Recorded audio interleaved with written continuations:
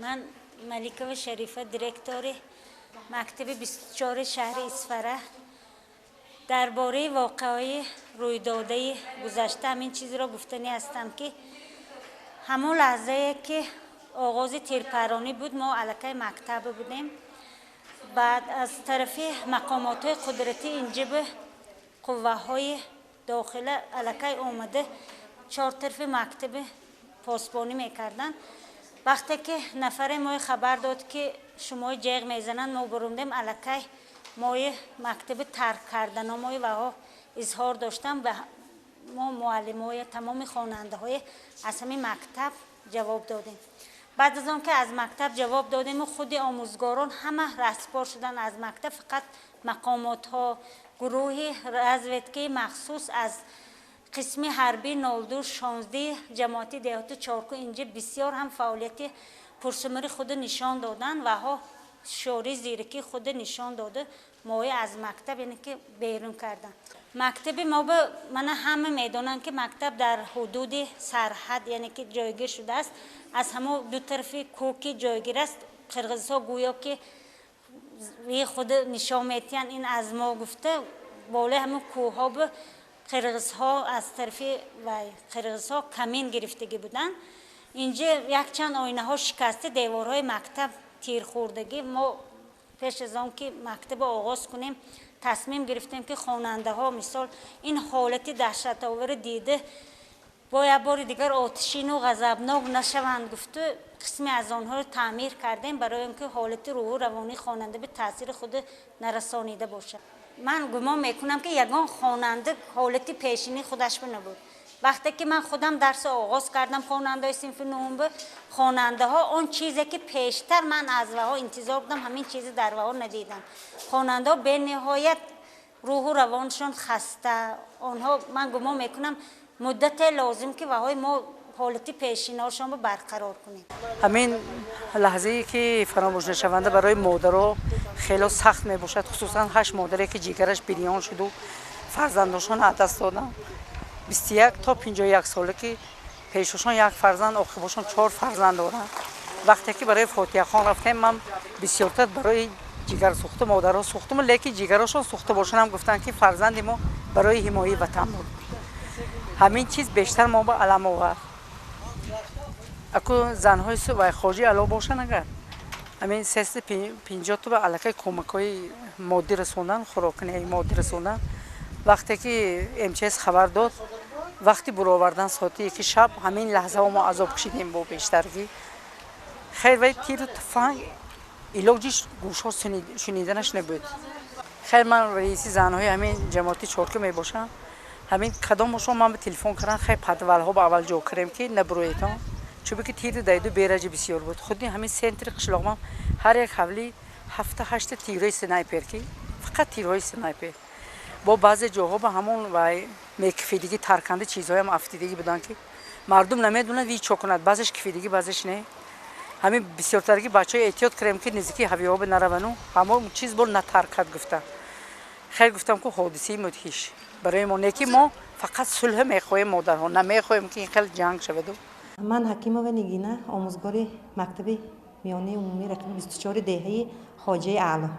میگفتی همون روزا چه خیلی گذشت، چه خیلی پسی سر کردی دوام جان. به نهایت همون روزهای وزنین بود. حاضر در وقت گفتن خیلی آتم گلگیر میکرد همون روز خیر یکم خیلی وای نبود احساساتم چون که هم مکتب انده بودیم. بعد خبر دادن که خواننده ها جواب دیتان و مکتب رو خالی کنید تا مکتب خالی کرده. همون خانه ما رفته رسیدیم که علاقه ساعت 1 بود. همین تیری همین آواز تیر و تفنگ به نهایت بلند همه خیلی شد. خیلی مردم ما که خیلی آموزگار هستیم مردم آرام کردیم، پدولا و خانه های زیر زمینی به جا کردیم همه. خیلی همون روز تا ساعت 7 بیگو تیر و تفنگ و توپ به همون آوازش به نهایت بلند بود چون که ما نزدیک کوه با گشته آواز میدونید که 2 مراتب قریب اضافه کرده میتید. به نهایت روز وزنین بود به نهایت دیگه. این گفتم که همون وقت نه خودم همون وقت اداره کردم حاضر من اکنون همون روز فکر کرده الکی گریه من داشته نمیتونم راستی. میگفتید معلمه جان کودک‌ها چی شدن همون؟ ها کودکای گفتم همه کودکای همین محله به محله زنهای فعال به خبر داده کودکای همه‌ش پدولا به جا کرده همه پدول به جا کردیم چون که تیر آخه بسیار وای بود یعنی مکتبم جای به نهایت وینده واقع ده اینجا سرحدی قرقیزستان 10 متر از مکتب اون طرف سرحدی قرقیزستان یعنی کوه ها همش قرقیزا به تعلق دارد نه خیریت مکتب ما امان فقط که همین دو سه جاب آینه و همین خیلی تیر زدگی بود انا میخیل مردم بعد شب از قشلاق همون با کمک MCS اومد همه زن و بچه های از قشلاق برآوردن نه ما دو سه معلم ها موندیم ما موندیم همینجا بکی با موندگی آدم ها با کمک کنیم همین پلیکلینیک ها موندن بسیار خیلی یارداری آوردن وی ها برفت کمک کنیم گفته زنگ زده همه خیلی کرده موندگی مردم دل برداری کرده همینجا نشسته چی یاردم شما لازم زنها و شما بسیار زنها که صحبت کردید تا مثلا دکترای روانشناس چی در کار ما به گفتیم ما الکی از معارف و از چند جا زنگ زده پرسیدم ما به روانشناسا برای کودک ها لازم الکی امروز مدیر معارف گفتن که از دانشگاه خوجند الکی روانشناسان یعنی که پسیخولوگ ها آمده با کودکان صحبت میکنن گفتن الکی آنها میبینن برای شما چه زنها برای ما همین آرامی باشد اساسی یعنی آرامی باشد شد برای ما من شریفه با آیسته استقامت کننده همین محله سامانیا میگفتید چه تنقصی و شما دوچار شدید تا هم روزا ما وقتی که قرقیز اول تیر خولی کرد ما مردها همه برای حمایه خلق براندن زنها بعد کودکا که خانه ماندیم ثانی شب ماندیم برای آنکه ما به راه گذرگاه نیست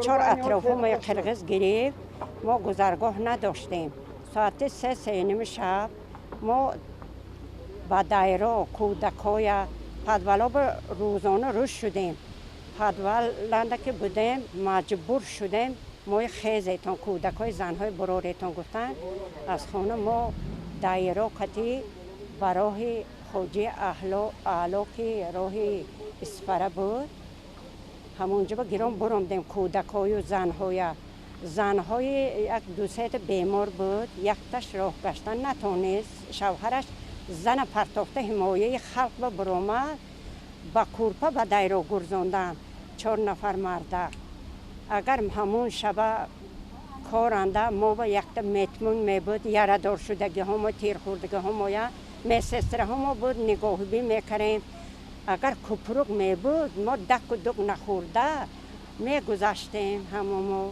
دایره کتی دایره با کلان قرقیز بس با عذاب و مشقت گذاشتیم معلمه جان ترس دارن یکتش نبیره چه من حالی نامده است از چارکو من روز پنجشنبه پگاه 8 روز میشن 8 روز باز نمیره میگی 6 ساله مادرشم خودشم یورک نمیکنه که اینجا بیاید دیگه شما پرتفتن نبرفتید اون جاهاتانه ما جاهم من یکتش خودم من نمیخواهم که جام پرتفته دیگه منزل بروم برای آنکه من حمایه خلق و وطن خاک وطن من بای نمیتیم از دست من خاک وطن پاسبان نمی کنم